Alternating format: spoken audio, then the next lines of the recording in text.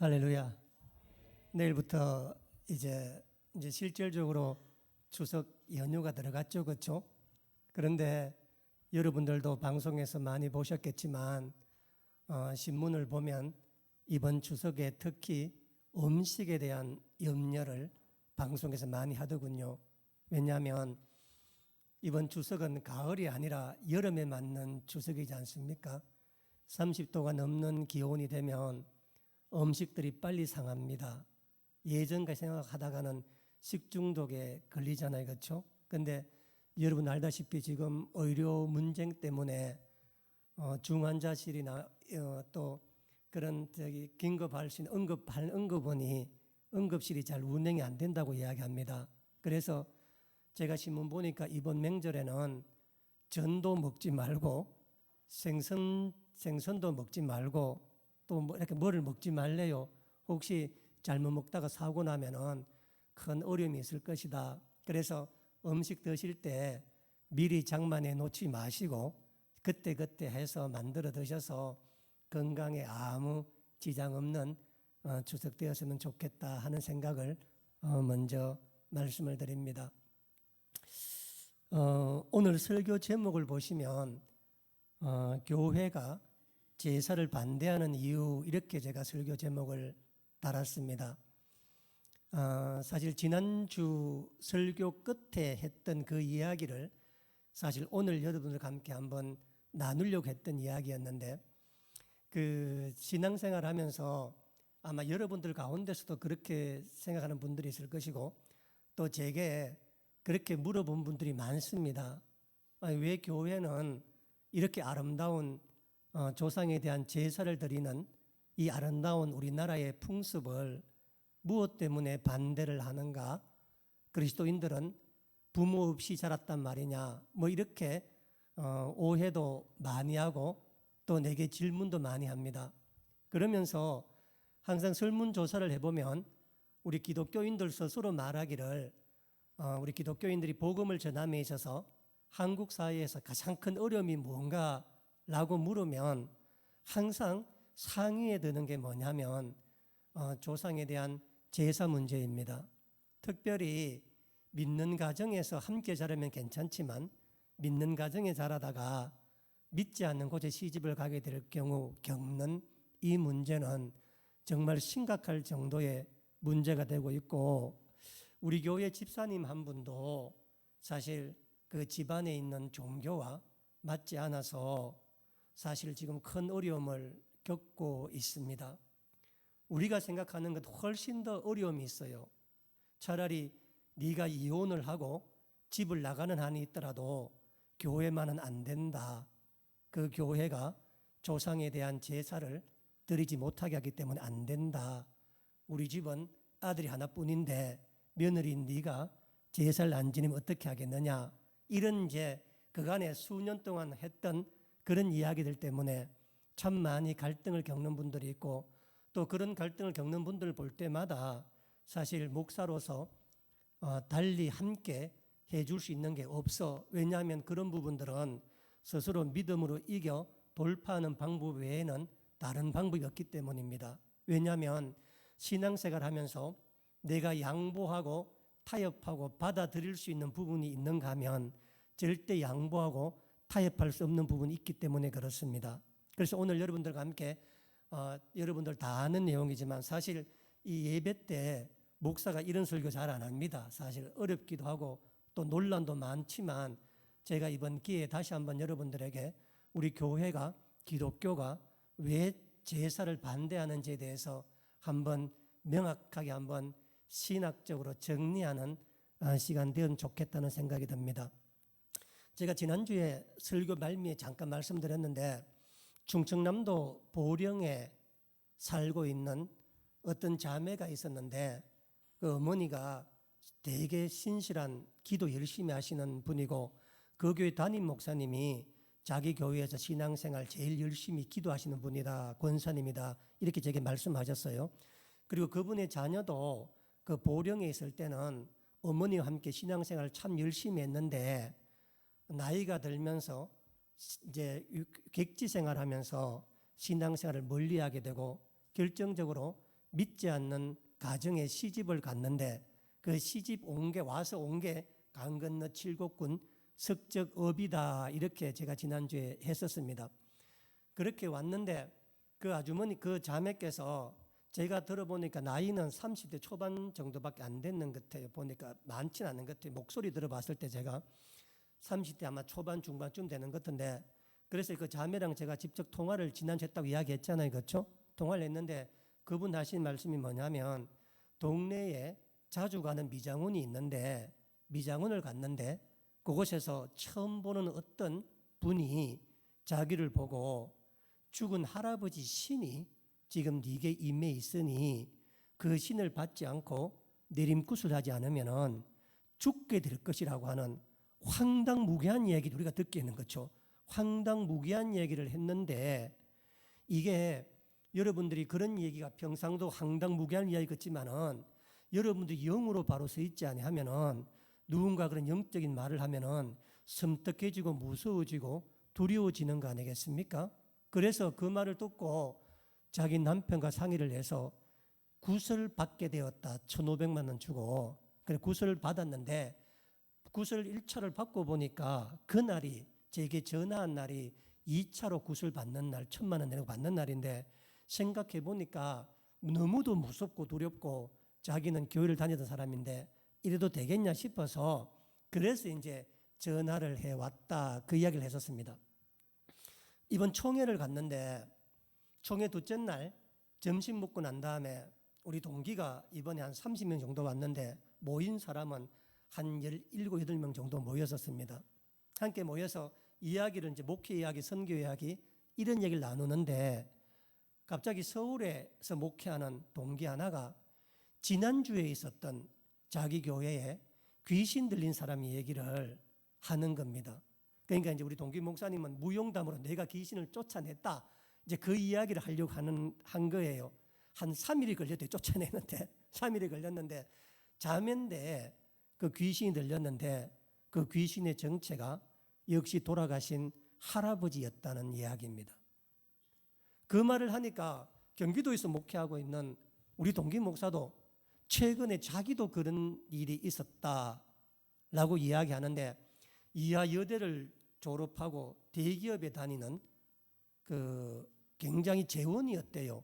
그런데 베트남에 놀러 갔다 와서 귀신 들려왔대. 베트남에 놀러 갔는데 베트남에 절 같은 데 많잖아요. 그렇죠? 그런데 한번 갔다 와가지고 귀신 들려왔는데 그 귀신은 또 돌아가신 할머니가 붙어있는 귀신이다 이렇게 이야기하는 겁니다. 자, 제 말 잘 들어보세요. 제가 무엇을 말하려고 하냐면 여러분이 어릴 때부터 지금까지 전설의 고향 많이 보셨죠? 또는 전설의 고향이나 옛날 이야기 많이 들어보시면 귀신이 많이 나오죠. 그렇죠? 귀신이. 그런데 여러분이 봤던 전설의 고향에 나오는 귀신의 100%의 공통점이 뭐예요? 사람이 죽어 귀신이 된다는 겁니다. 그렇죠? 여러분이 봤던 전설의 고향에서 무슨 처음부터 어떤 귀신이 존재했던 게 아니라 원한에 가득한 처녀나 또 무슨 사람이 죽으면 그 사람이 귀신이 되어서 다시 사람 세계에 돌아온다. 그런 얘기잖아요. 그렇죠? 그런데 우리는 어릴 때부터 그런 얘기를 듣고 자라서 여러분들이 잘 모르지만 제가 최근에 제가 조사할 수 있는 만큼 조사를 해봤는데 전 세계에 있는 거의 대부분의 문화권에서 우리가 알고 있는 종교권만 나눠보면은 기독교권이 있고 그리고 불교권이 있고 이슬람권이 있고 힌두교권이 있잖아요. 그렇죠? 이게 전 세계 4대 종교의 전체 인구의 거의 한 90% 이상을 다 차지합니다. 그런데 이 종교를 갖고 있는 지역에서의 특징이 뭐냐면 특징보다도 이 지역 전체를 보면 어떤 경우에도 사람이 죽어서 신이 귀신이 된다는 얘기가 없습니다. 어떤 문화권에도. 오늘 제 말 잘 들어보세요. 여러분이 어린 시절부터 지금까지 보았던 공포 영화, 귀신 나오는 영화, 서양 영화 한번 생각해 보세요. 사람들이 어디 놀러 갔는데 그곳에 원래부터 악령이 있어서 사람한테 힘들고 그런 식이지, 거의 같은 사람이 죽어서 그 사람이 귀신이 되었다라는 영화를 아마 본 적이, 우리나라 영화 말고는 본 적이 없을 겁니다. 그래서 서양 귀신은 드라큘라, 흡혈귀, 좀비 다 그런 거죠, 그렇죠? 우리나라 귀신, 전설의 고향에 나오는 귀신의 특징이 뭐냐면은 사람이 그 귀신을 못 이겨요. 그래서 원한을 풀어주든지 달래주든지 죄를 드리든지 그렇게 해서 귀신이 스스로 물러가야 해결되는 귀신입니다. 서양 귀신은 뭐냐면은 흡혈귀든 좀비든 그게 강시든 뭐든 간에 사람 손에 의해서 전부 다 뭐예요? 해결되고 죽고 끝나고, 흡혈귀는 가슴에 십자가 은막대기를 꽂으면 끝이 나는 것이고 뭐 있잖아요, 그렇죠? 그러니까 서양 귀신과, 서양에서 말해지는 귀신과 특히 우리나라에서, 그러니까 여러분 전 세계 문화권에서 사람이 죽어서 귀신이 된다는 생각을 가진 문화권은 우리나라뿐입니다.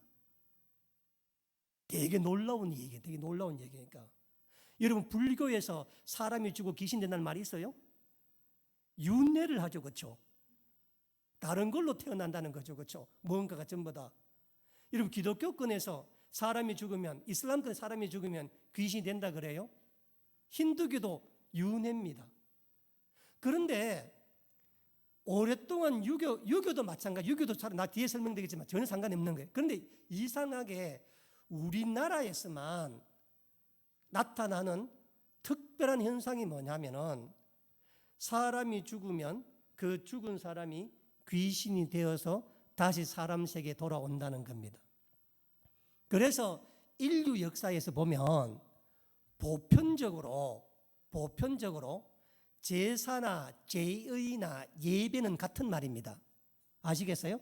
제사 드린다는 말과 예배 드린다는 말은 같은 말이에요. 우리 구약 성서로 보면은 제사를 드리고 신약 성서는 예배를 드리는 거잖아요, 그렇죠? 그러니까 이름만 다 똑같은 거예요. 그래서 인류 역사를 보면은 항상 사람한테 제사를 받든지 예배를 받든지 제의를 받는 것은 신적 존재일 뿐입니다. 이 당연하지 않겠습니까? 당연하게. 그래서 그 신이 부처처럼 인격화된 신이거나 아니면 태양이나 달이나 자연이나 바람이나 바다나 뭐 그런 것처럼 비인격화되어 있지만 자연에 있는 큰 힘을 가졌다고 믿는 존재들에게 우리가 용안제를 드리고 무슨 풍수를 드리고 제사를 드리잖아요, 그렇죠? 왜냐하면 그런 존재들은 사람보다 더 큰 뛰어난 능력이 있어서 사람의 삶에 태풍을 불어 화를 주기도 하고 또 바다를 잔잔해서 복을 주기도 하기 때문에 그런 신들을 사람들이 잘 섬기고 잘 달래고 잘 해야만 사람에게 복이 오고, 잘 달래지 않으면 사람에게 화가 온다고 생각하잖아요, 그렇죠? 그래서 인류 역사에서 모든 문화를 떠나서 사람이 드렸던 제의와 제사와 예배의 대상은 항상 사람보다 능력이 뛰어난, 사람과 근본적으로 다른 초월적인 존재인 신적 존재가 사람의 예배를 받고 사람의 제사를 받고 사람의 제의를 받았던 것입니다. 왜냐하면 사람과 동일한 능력을 가진 존재라면 제사를 드릴 필요가 없죠, 그렇죠? 왜냐하면 그 동일한 존재가 나에게 아무리 뭘 해준다 한들 내게 무슨 복을 주고 무슨 할을 주고 무슨 생명을 주고 뭘 할 수 있겠습니까? 그런 점에서 본다면 우리나라에만 있는 이 조상에 대한 제사 제도는 정말 괴이한 일이고 정말 기이한 일입니다. 나와 동일하게 살던 부모님이 돌아가시면 신이 된다. 귀신, 신이 되어서 다시 우리에게 돌아와서, 그래서 그 부모님들을 제사를 잘 섬기지 아니하면 부모님이 화가 나서 후손들에게 화를 내리고 제사밥을 잘 잡숫고 기뻐하셔서 마음이 너그러워지면은 자손에게 복을 준다고 하니까 내가 돌아가신 내 조상이 내게 복도 주고 내게 화도 준다고 하는 말은 사람이 아니라는 뜻입니다. 왜냐하면 사람은 산 사람에게 복을 줄 수도 없고 화를 줄 수도 없습니다. 그렇죠? 그런데 그 복을 주고 화를 준다고 하는 것은 뭐냐면 우리나라 사람들 생각 속에 사람이 죽으면 신이 되고 귀신이 된다, 신이 된다는 그런 관념과 믿음을 갖고 있는 겁니다. 그래서 우리가 죽으면 신이 된다고 믿는 가장 대표적 증거가 뭐냐면은 우리나라 제사에만 있는 독특한 관습 중 하나가 뭐냐면 지방을 쓰는 겁니다. 여러분 지방이 중국에도 있을 것 같죠, 그렇죠? 그렇지 않습니다. 중국에서 쓰는 지방과 우리나라 쓰는 지방은 완전히 다른 지방이니까 제가 거의 다 찾아봤습니다. 지방이라고 하는 것은 종이 지자에 붙일 방자를 씁니다. 가로 6cm, 세로 22cm의 작은 종인데 이게 뭐냐면은 사당에 모셔져 있는 위패를 대신하는 겁니다. 그래서 이 우리나라에서 제사를 지낼 때 이 지방을 붙이지 아니하면은 제사 자체가 성립되지 않습니다. 왜냐하면 이 지방에 뭐를 쓰냐면은 오늘 이 제사를 받는 주인공이 누군지에 대해서 알리고, 그래서 다른 귀신은 오면 안 되고 여기에 명찰에 붙어 있는 요 귀신만 이곳에 와야 한다는 그것을 하기 위해서 그 지방을 붙이는 겁니다. 많은 사람들이 생각하기에 우리나라 제사가 중국에서 왔다고 믿는 분들이 굉장히 많아요. 그러니까 오늘 이 칼럼 읽어보셨어요, 여러분들? 칼럼? 우리가 알고 있는 이 제사는 유교가 아닙니다. 유교를 해석했던 주자라고 하는 사람이 해석했던 주자학, 성리학 그러죠, 그렇죠? 중국에서는 주자학이나 성리학이 아마 제 생각 이름도 잘 모를 거예요, 아마. 그런데 주자학과 성리학은 유교를 실천적으로 뭘 해야 되느냐라고 주자라고 하는 사람이 정리해 놓은 건데 아마 우리나라에서만 아마 갖는 아마 유교지 아니할까 하는 생각이 들으니까 무슨 얘기냐면은 중국에서는 제사를 어떻게 제사를 지내냐 하면 제가 찾아봤습니다. 몇 분 찾아봤어요. 보니까 중국에서는 제사를 지낼 때 우리나라처럼 무슨 황동, 백서, 조율, 이심 이런 게 한 개도 없습니다. 과일 한 개도 안 얹어요. 중국에서는 그냥 고기 하나 뭘 하나 얹는데 절을 한 번밖에 안 합니다. 중국에서는.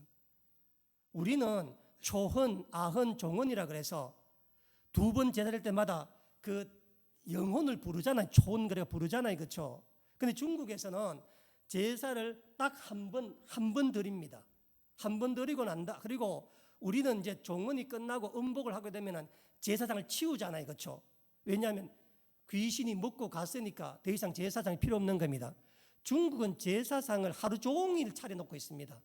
후손들이 아무나 와서 한번 보고 절함으로 말미암아 돌아가신 부모님에 대한 기억을 하고 추모를 하기 위한 겁니다. 중국에서는 사람이 죽어서 귀신 된다는 개념 자체가 존재하지 않습니다. 중국에서는. 그래서 이게 뭐가 있냐면요. 이게 우리가 잘못 알고 있는 가운데 뭐냐면은 한 번은 그 공자의 제자가 공자에게 물어봤습니다. 뭐라고 물어봤냐면은 귀신과 사후세계를 어떻게 이해하면 됩니까? 라고 물어봤더니 이거 굉장히 유명한 말이에요. 공자가 이렇게 말합니다. 야, 이 사람아, 살아있는 사람의 일도 내가 잘 모르는데 귀신의 일을 내가 어떻게 알겠느냐? 또 살아생전 일도 아직 잘 모르는데 죽을수의 일을 어떻게 안단 말이냐? 그것 신경 쓰지 말고 살아있을 때 잘 하라. 이게 공자의 논지입니다. 자, 이게 무슨 얘기냐면 잘 들어보세요. 유교라고 하는 것은 어떤 개념을 갖고 있냐면은 유교라고 하는 것은 종교는 아닙니다. 사람이 살아가면서 마땅한 덕목을 가르치는 철학과 윤리와 도덕 같은 거예요. 유교가 갖고 있는 최고의 덕목이 뭐냐면은 인입니다. 인의 예의신할 때 인입니다. 우리 기독교의 최고의 덕목은 사랑이죠, 그렇죠? 불교의 최고 덕명은 자비라고 하지 않습니까? 마찬가지로 유교라고 하는 그 가르침이 추구하는 이 마땅히 사람이 짐승과 다르게 사람의 최고봉에 올라가는 사람이 누구냐, 진짜 사람이 누구냐라고 물을 때 공자의 가르침은 인을 가진 사람이다 이야기합니다. 인. 그러니까 덕을 가진 걸 가장 최고로 가칩니다. 그럼 덕은 어떻게 세웁니까? 라고 물으면 공자가 대답하기를 인은 반드시 예를 통해서 덕이 세워진다라는 말을 합니다. 왜냐하면 짐승과 사람이 다른 점이 짐승은 예가 없어요. 예의 범절이 없는 거예요. 그런데 그래서 지금 계획 같은 거 보면은 그래서 막 이렇게 막 일단 자식과 부모의 개념이 없어요. 짐승들은 보면은. 그런데 사람은 인을 갖고 있고 그 인을 실천하는 게 예거든요. 그러면 그 예는 우리 한평생 어떻게 실천합니까? 라고 물으면 공자의 대답이 뭐냐면은 관혼상제라고 이야기합니다. 잘 들어보세요. 그러니까 유교에서의 가장 중요한 이념은 덕을 가진 사람이 되는 것이고 그 덕을 가진 사람은 예를 실천하는 사람이고 예는 한 사람이 평생을 살아가면서 관혼상제를 통해서 사람이 예를 드러낸다. 그래서 유교가 그렇게 예의 범죄를 강조하는 것이고 유교가 그렇게 많은 무슨 행사가 있는 거예요. 행사가. 왜냐하면 사람이 짐승과 다른 유일한 구별점은 사람이 예를 행하는 것 말고는 차이점이 없다고 봤기 때문에 그 예를 어떻게 할 것인가 생생하게 적어놓은 게 바로 공자의 유교의 기본 내용입니다. 자, 관혼상제는 뭐냐면 관례, 혼례, 상례, 제례를 말하는 겁니다.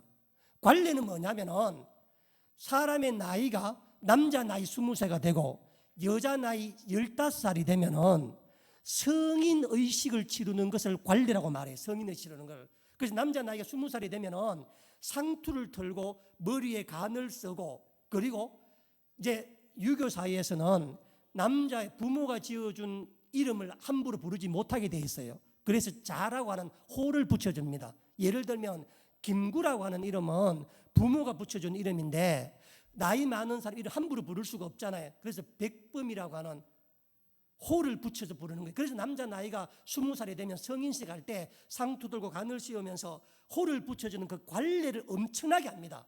여자는 15살 되면은 비녀를 머리를 이제 긴 머리를 자르고 쪽을 찧어서 비녀를 꼽고 태코를 지어줘요. 태코를.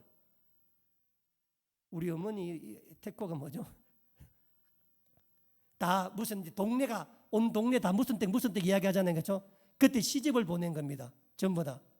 그런 태코를 다 붙여주는 거예요. 그 관리를 하는 거예요. 그러니까 이제 어른이 됐다고.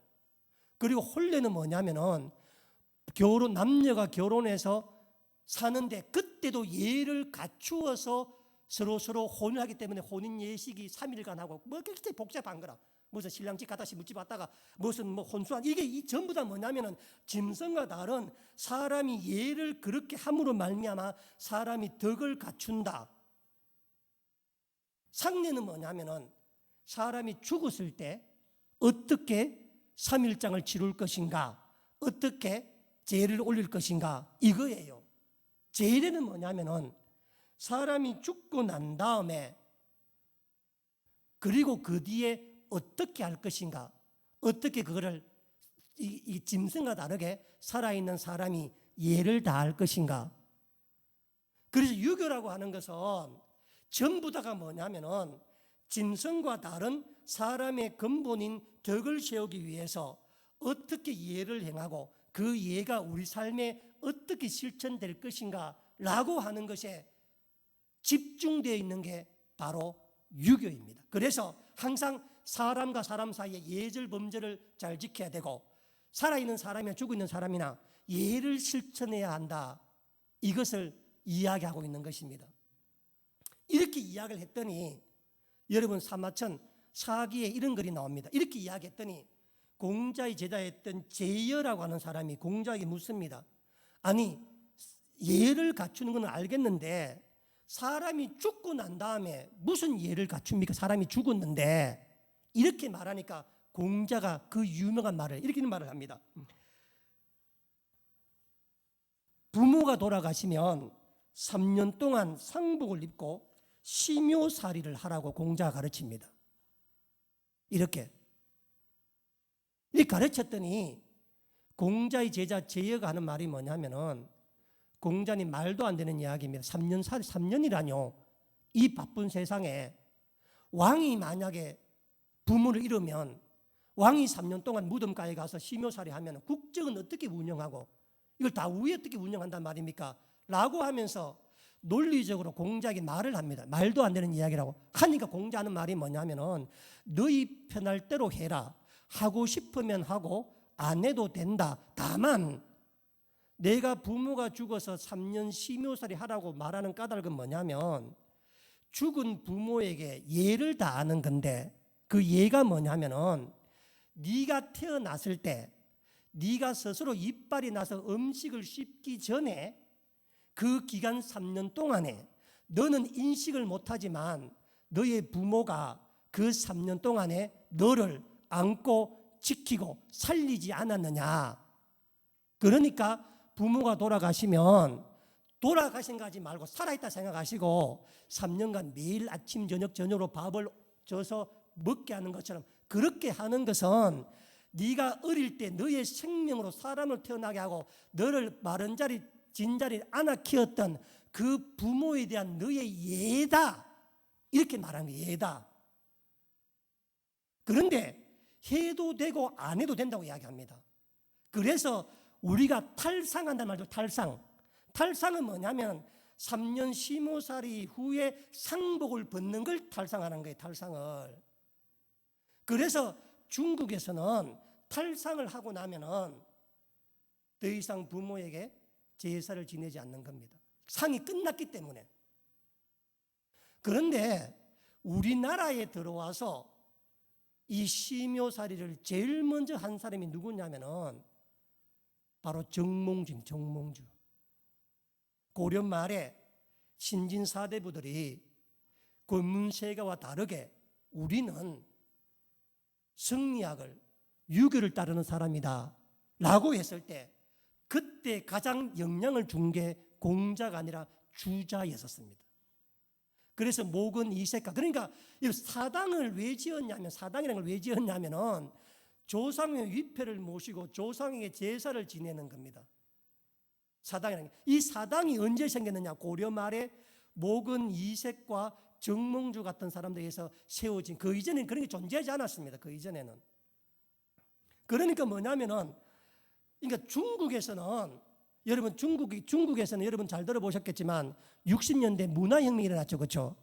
문화혁명을 일으키면서 중국에서는 모든 유교의 잔재와 풍습을 미시 다 철폐했습니다. 전부 다 부수고 공자 사당 다 허물어버리고 전국의 사당 다 부수고 다 허물어버리고 미신이라고 전근대적이라고 그러면서 중국 초등학생들이 반드시 봐야 되는 필독서인 정광현문이라는 책이 있습니다.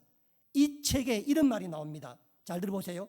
살아서는 자신의 혼을 보지 못하고 죽어서는 자신의 시신을 보지 못한다라는 말이 나옵니다. 뭐냐면은 살아있는 사람이 무슨 죽은 귀신이 온다는 그런 신랄한 소리 하지 말고, 우리는 죽고 난 다음에 우회된지 모르니 관심을 쓰지 말라는 이야기입니다. 유물론을 가지고 있잖아요. 유물론. 그렇죠? 그래서 여러분 생각에 전 세계에서 조상이 죽으면 그 조상이 죽은 날을 기해서 예를 드리는 나라가 많을 것 같죠. 그렇죠?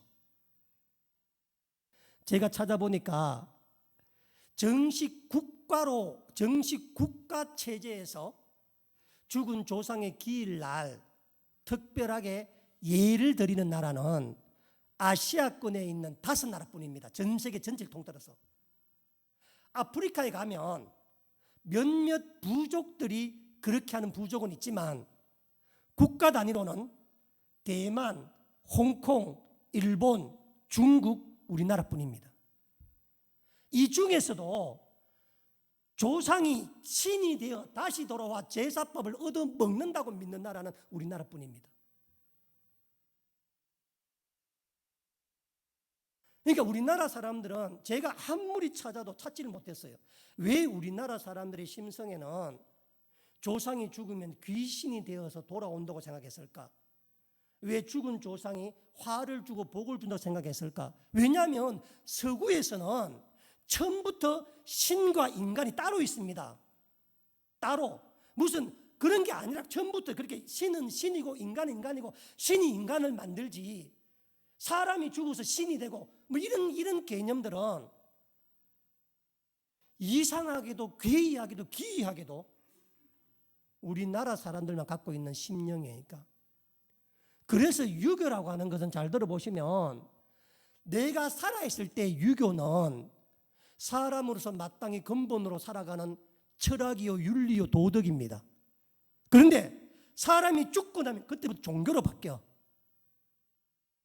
그러니까 여러분 우리나라에 있는 조상에 대해 드리는 제사는 조상을 기념하는 것도 아니고 조상을 추억하는 것도 아니고 하나의 종교입니다. 종교. 왜? 신을 숭배하는 거니까. 그래서 아까 지방 이야기했죠. 그렇죠? 지방을 붙이는데 지방에 쓰는 내용이 뭔지 아세요? 지방에 쓰는 게. 자, 내가 내 아버지가 돌아가셨다. 그럼 지방에 뭐로 쓰는가? 형고 학생 부군 신이라고 씁니다. 들어보셨어요? 현고 학생 부군 신이라고 지방을 써요. 어머니가 돌아가시면 어머니는 본강과 성을 넣어줘야 돼요.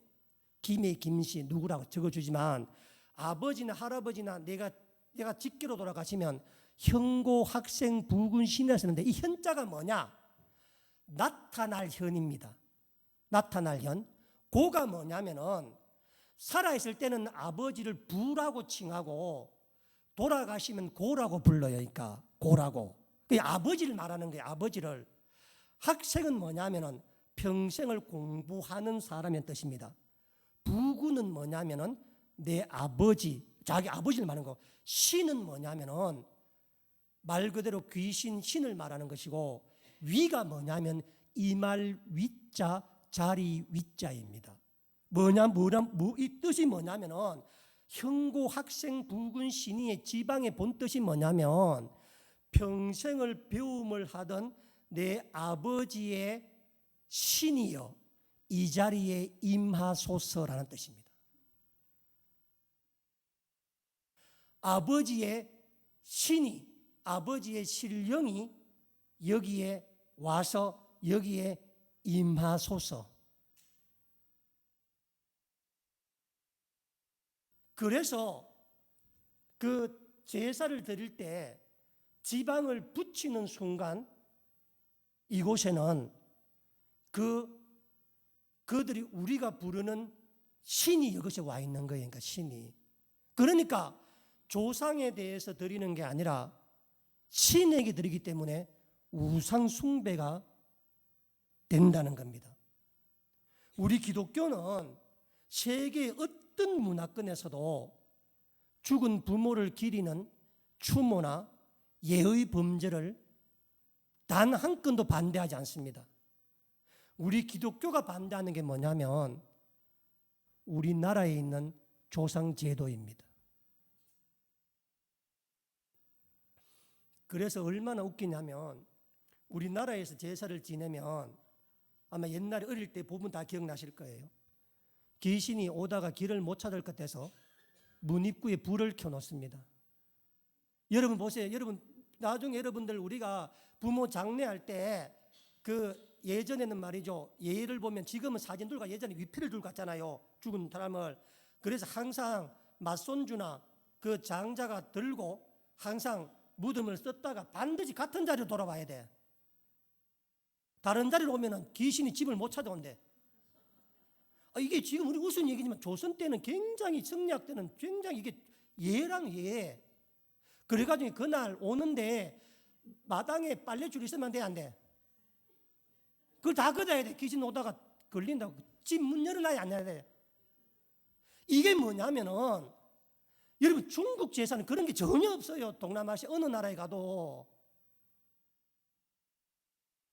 그러니까 우리나라 사람들은 부모가 돌아가시면 무슨 이유인지는 모르겠는데 왜 그런 심성이 있는지는 모르겠는데 그러니까 우리나라에는 거대한 조상 신에 대한 숭배한 종교가 우리나라에 서며 있는 겁니다. 이거를 유교라고 하는 말도 안 되는 이름으로 포장하고 있고 이것을 성리학이라는 말도 안 되는 이름으로 포장하고 있고 이것을 무슨 우리나라의 500년 풍속이었다고 말도 안 되는 얘기를 지금 포장하고 있는 거니까 내가 귀신을 섬기면서도 귀신을 섬기는지 모르고 있는 거예요 지금.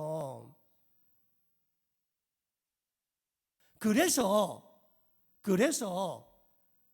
이 지방 문제가 많이 커서 우리 초창기 기독교에 이 땅에 들어오면서부터 이 조상제를 반대했던 게 뭐냐면은 조상을 섬기는 걸 반대한 것이 아니라 신이 되어 온다는. 여러분 따라합시다. 내 부모는 살아서도 내 부모이고 죽어서 내 부모이다. 예, 그 이상이야도 아니에요. 아시겠습니까? 그 이상이야도 살을 때 내 부모 죽는 거고 귀신 된다는 거, 신이 된다는 거 와가 내게.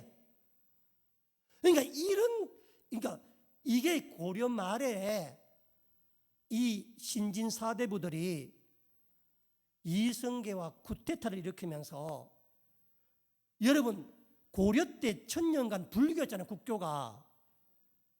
거기 어디 조상신을 섬기는 게 어디 있었고 거기 어디 오면서 왜 이성계가 성리학 주자 그러니까 유교를 받아들이는 게 아니라 성리학 그러니까 예식을 하게끔 만드는 성리학 주작을 받아들였냐 하면은 고려 사람들이 이성계에 충성하겠습니까?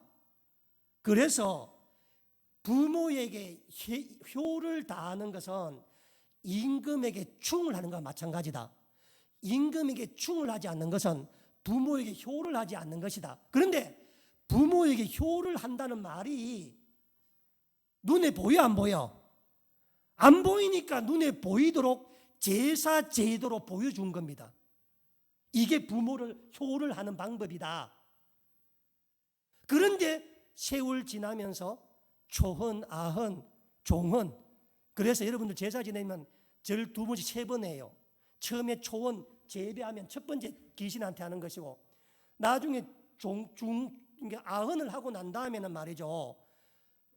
밥그릇을 덮고 국을 내고 물을 갖고 와가 밥을 해서 물을다가 넣어. 그때 있잖아요. 유교식에 의하면은 여러분들 제사 지낼 때 보면 이제 이게 2번 마지막 제사 때는 이제 이렇게 전부 앉아가 한 1분 정도 이렇게 가만히 있습니다. 왜 가만히 있냐면은 그 죽은 조상이 와서 밥 숟가락을 9번을 먹는 시간을 기다려줘야 돼. 이걸 세세하게 다 정해놨다니까. 이 성리학 예법의 말이에요.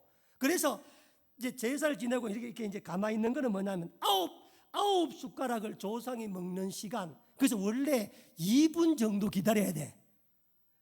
2분 정도. 얼마나 오래 가만히 2분 정도 무릎 앉아 있으면은 지금은 한 20초 있다 일나잖아요. 그렇죠?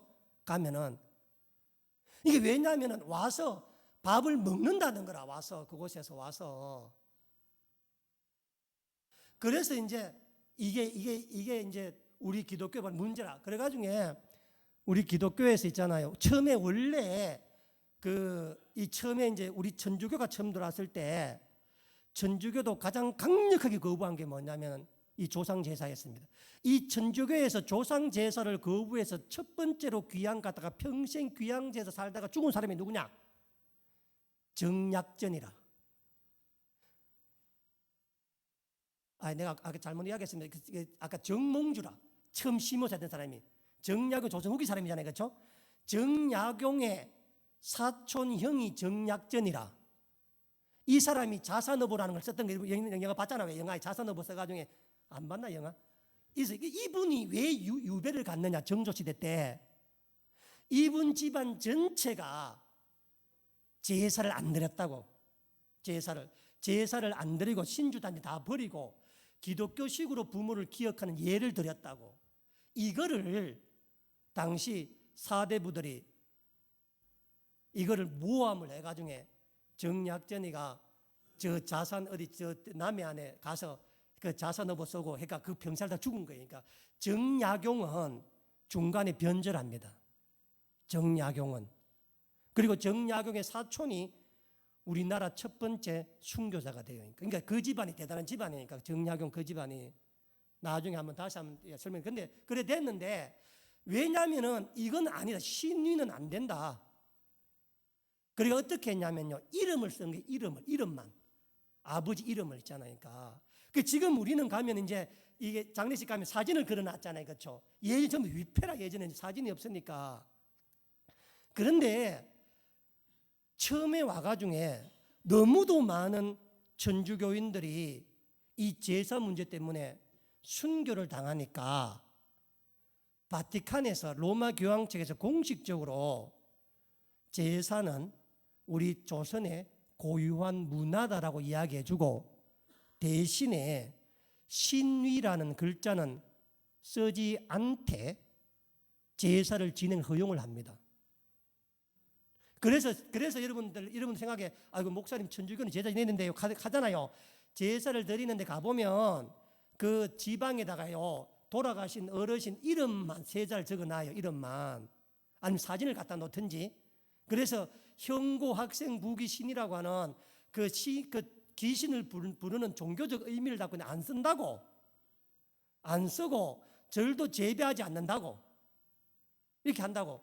그래서 우리 기독교에서도 이게 너무 많은 문제가 되니까 그래서 이제 지방을 붙이지 말고 예를 다해라. 그렇게 온 겁니다. 그래서 여러분 이게 죽은 사람이 다시 돌아올 수 있다. 우리한테. 이게 우리나라 조상 이 숭배에 대한 핵심적인 내용입니다. 그러니까 사람이 죽었는데 죽은 사람이 다시 산 사람에게 와서 영향을 미칠 수 있다라는 이야기입니다. 그러니까 뭐예요? 사람이 죽었는데 다시 우리에게 오려면 뭐 말고 올 수가 없어? 귀신이 안 되면 못 오는 거라. 그러니까 귀신을 섬기는 거라. 그런데 제가 그 자매에게도 말했습니다. 그 자매에게도 속지 말라고. 귀신은 할아버지가 귀신 절대 안 된다 내가.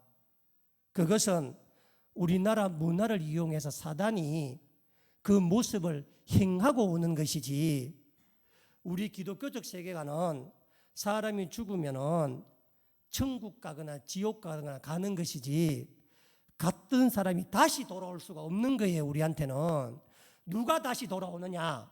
처음부터 있었던 사단이 그 귀신의 모습을 갖고 와서 우리를 겁을 주고 위협을 주고 두렵게 하는 거라. 보세요. 제가 늘 이야기하잖아요. 여러분 우리나라 사람들은 귀신 그러면 제일 먼저 어떤 생각이 떠올라요? 흰 소복 입고 머리 길게 풀고 여기 피 좀 뭐 흐르고 밤중에 돌아다니는 그 생각하잖아요. 그렇죠? 서양 애들은 귀신하면 뭐가 생각나느냐? 호박을 생각해요. 호박을. 할로윈데이 보면 호박 이렇게 오르는 호박 있잖아요. 서양인들한테는 우리나라 귀신 보이면 하나도 안 무서워해. 왜냐하면 그들 개념에는 뭐가 없다? 사람이 죽고 귀신 된다는 개념이 그냥 어디 아픈가 보다 이 사람이 창백하니까 얼굴이 뭐 빠마를 해야 돼 이렇게 생각하지 있잖아요. 그런데 우리나라 애들이 호박 보고 무서워야 무서워하네. 발로 차 이게 뭐냐고 이렇게. 그래서 사단이 서양 아이들한테는 호박으로 드러내서 두려움을 갖게 하고 우리한테는 그렇게 보이는 죽은 조상의 모습을 보이는 거예요. 왜냐하면 우리 스스로 죽은 조상이 귀신이 된다고 하는 그런 뭐라 그럴까요? 그런 믿음 때문에 제사를 드리잖아. 오늘 본문이 그 이야기라. 오늘 본문에 제가 뭐 다시 설명드리지 않겠습니다. 뭐 그런 이야기. 예수님이 비유인데 예수님 비유 중에 유일하게 이 땅의 삶과 죽고 난 다음의 삶을 동시에 보여주는 유일한 본문이니까 예수님 본문 가운데서 다른 모든 본문은 이 땅에 있던 다 본문이야. 병 잘 고치고 뭐 다 그런 이야기인데 이 본문만 누가복음에 나오는 독특한 내용인데 이 본문에는 우리가 살았을 때 뭐하고 죽었을 때 어떻게 되는가 이걸 보여주는 본문이에요. 19절 말씀에 보면은 어느 동네에 부자가 있었고 부자 집 앞에 거지가 있었습니다. 이건 뭐 어디가 다 있는 거잖아요. 어느 동네 가보면은 있었는데, 그랬는데 이 부자가 얼마나 부자냐.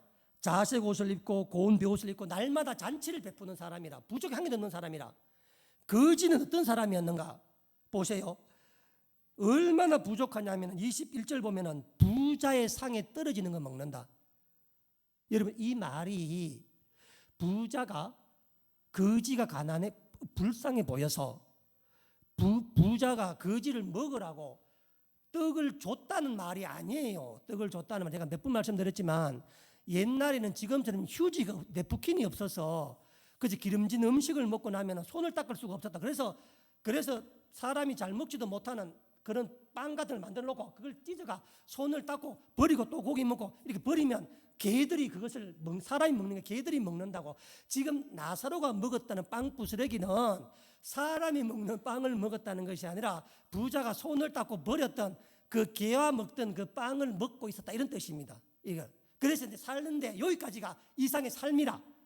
그런데 부자든 거지든 사람은 정해진 길이 있습니다. 다 죽습니다. 다 죽어서 이제 올라갔는데 이 부자는 지옥에 가게 되었고, 이 거지 나사로는 천국에 가게 되었다, 이런 이야기 아닙니까? 재밌는 사실은 뭐냐면은 이 우리가 22절에 보면은 막 부자가 지옥에 가서 막 죽을 것만큼 막 고통을 당하고 있어요. 고통당하고 있는데, 그런데 가만히 보니까 여러분, 이게 얼마나 웃기냐. 예수님 비유의 천국과 지옥이 얼마나 웃기냐면은 천국과 지옥은 그저 깊은 구렁텅이가 하나 있어. 여기 깊은 구렁텅이는 뭐냐면 26절에 깊은 구렁텅이는 뭐냐면은 끝이 없는 구덩이를 말하는 거예요. 그래서 서로 보여. 천국과 지옥이. 여러분 잘 아셔야 됩니다. 아시겠습니까? 내 살 때 안 보이거든요. 내 고생하면 아이고 됐다, 고생하면 막 내 지옥 할망 왔다 싶지만, 지옥의 가장 큰 고통이 뭐냐면 배 아픈 겁니다. 아시겠습니까? 내 고통은 감내해도 저놈 잘 되는 못 본다, 이게 우리잖아. 그게 지옥이야. 지금도 지옥 사는 사람 많을 거라. 억울하고 섭섭하고 서운하면 다 지옥이라, 전부 다. 그러니까 가만히 보니까 천국 지옥이 있는데 천국이 하나에 다 보여. 말도 다 통해. 서로 보니까, 가만히 보니까 옆에 천국에 자기 집 밑에 자기 집에서 어디모두 거지가 천국에 떡하니 있는 거라. 얼마나 반가웠겠다, 안면이 있으니까. 그래서 부탁합니다, 아브라함한테. 내 아버지 아브라함이요, 내가 천국에 지옥에서 빼달라는 말도 아니고 지옥에서 뭐 고통을 감해달라는 말도 아니고 이 고통 내가 다 받겠는데, 다만 너무 목이 마르니까 저 나사로 손끝에 물 한 방울 찍어 내 입에 넣어달라고 있잖아. 이 고백에 무슨 대단한 요구한 것도 아니야. 그거 하나 해달라고 이야기합니다. 그런데 뭐라 그래요? 그건 절대 될 일이 아니다. 왜? 26절에 니하고 나하고 천국과 지옥에 큰 구렁텅이가 있어서 영원히 오고 가지 못한다. 저도 걱정입니다. 천국 갔는데 은혜 잘 있어야 될 것인데, 그렇죠? 반반 나누어져 가지고 있으면 얼마나 마음이 참담하겠습니까? 그러니까 예수님 잘 믿고 잘 살아야 돼, 우리가. 그랬더니 부자가 받아들입니다. 근데 가만히 생각해 보니까 나는 이렇게 죽어 지옥 갔는데 내 집에 아직 5 형제가 살아있는 거라. 쟤들도 이 꼴 살다가 어떻게 되는 거예요? 지옥 오는 거라. 그래가 뭘 부탁하느냐? 자, 27절에 이르되, 그러면 아버지여, 아브라함에게 말하는 거예요. 구하옵나니. 구하옵다는 말은 진짜 애원의 간청한 뜻입니다. 나사로를 내 아버지 집에 좀 보내달라는 거니까. 나사로님이 죽었잖아요, 그렇죠? 죽은 사람을 내 아버지 집에 보내라. 26절에 28절에 내 형제 5이 있으니 그들에게 정언하게 하여 그들로 이 고통받는 곳에 오지 않게 해달라 부탁을 합니다. 되게 구구절절하죠, 그렇죠? 마음에 와닿죠, 그렇죠? 그래서 나는 기양 지옥에 와서 이 고생 당하지만 아직 살아있는 내 형제 5 형제만큼은 개가천선하고 하나님 믿고 다시 돌아와서 와야 않겠습니까? 그러니 백날 갑자기 죽은 저 나사로를, 죽은 사람을 산 사람의 세계로 좀 보내달라.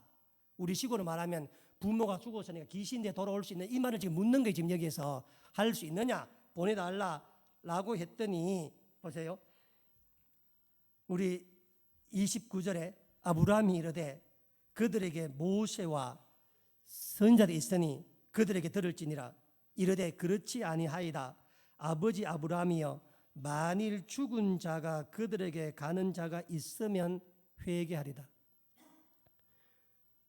죽은 자가 다시 살아나와서 가서 말하면 회개할 거다라고 이야기한 겁니다. 그러니 귀신이 되어서 다시 돌아가서 말하면 그들이 내 말을 들을 거다 이 이야기하는 겁니다. 그런데 가능해요, 안 가능해요? 가능하지 않습니다. 우리 기독교적 세계관은 살아있는 자와 죽은 자가 만날 수도 없고 교류할 수도 없고 접촉할 수도 없습니다. 그리고 귀신이 와서 말하면 듣겠어 안 듣겠어? 여러분 이 집에 나사로 귀신이 와서 예를 들어서 그러면 다섯 형제가 듣겠어 안 듣겠어? 안 듣습니다. 자기 집 거지인데 어떻게 듣겠어 말을. 그래서 우리는 순진하게 사람들이 조상에게 제사를 드린다, 조상에게 예를 다한다, 효를 다한다 이렇게 하시면 지금 우리가 드린 제사를 드리지 말아야 돼. 다른 방식으로 해야 돼. 다른 방식으로. 이거는 귀신에게 하는 겁니다. 그래서 사도 바울이 고린도전서 10장 19, 20절 이런 말씀합니다. 고린도전서 10장 19, 20절에 그런즉 내가 무엇을 말하였느냐? 우상의 제물은 무엇이며 우상은 무엇이냐? 무릇 이방인이 제사하는 것은 귀신에게 하는 것이요 하느님께 제사하는 것이 아니니 나는 너희가 귀신과 교제하는 자가 되기를 원하지 아니하노라. 초혼, 아흔, 중혼과 귀신과 술 주고받고 교제하는 자가 되지 않기를 원하노라. 교제하는 자를. 그래서 우리가 지금까지 드렸던 모든 제사는 후손들은 누구에게 드렸다고 믿어요? 조상에게. 그런데 사실 다 누가 다 받아먹은 거야? 사단 귀신이 다 받아먹은 거야. 지금까지 전부 다 와서. 헛일을 한 거라. 헛일을. 지금까지 해온 게. 그래서 저는 여러분들도 전부 다 돌아가신 조상 부모님들 효도 열심히 하시기 바랍니다. 잘 섬기시기 바랍니다. 그런데 귀신이 된 분을 섬기지 마시고 귀신은 안 되니까 우리들은 전부 다 그래서 역할로 다 가는 거니까 더불어 잘 섬기고 또 그래서 이 문제 때문에 형들 싸우지 마시기 바랍니다. 왜냐하면 서로 가는 길이 다르고 말귀를 못 알아들으면 형제랑 다투지 마시고 인내하면서 서시고 차라리 떨어져서 함께 안 하는 한이 있더라도 함께 모여 다투는 것은 귀신이 좋아하는 일 말고 있을 수 있는 한계도 없습니다. 이번 추석 명절에 돌아가셔서 형제들과 나눌 때 이런 아픔들, 고통들 없기를 바랍니다. 아울러서 우리가 섬기는 또 우리가 드리는 이 제사나 예가 효가 무엇인지를 그래서 어떤 경우에도 귀신과 교제하는 자가 되지 않기를 주님을 축원합니다. 기도하겠습니다.